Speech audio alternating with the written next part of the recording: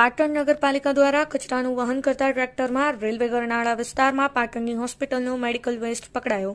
ખૂબ મોટા પ્રમાણમાં મેડિકલ વેસ્ટ કચરાના સાથે માખણીયા વિસ્તારમાં જઈ રહ્યો છે।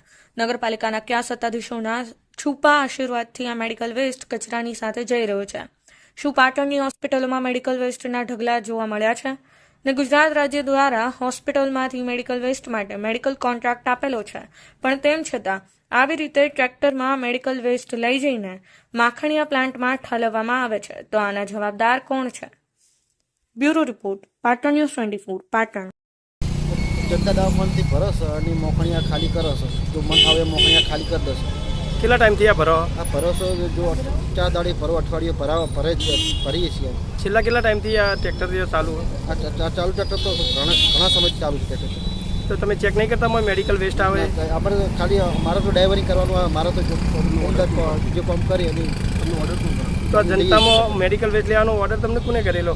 અમને તો જે ભાઈ આકાશભાઈ અમારો ઓડિટ કરતો છે એમને કોઈ કીધેલું છે, એટલે અમે એમના લીધે અમે કચરો ટ્રેક્ટરમાં નખાઈએ છીએ। પણ આપણે નગરપાલિકા તરફથી ચેક થાય ટ્રેક્ટર કે ભાઈ મેડિકલ વેસ્ટ આવે છે કે નહીં? કોઈ દાડો કોઈ ચેક કરતું કોઈ જ નથી કરતું।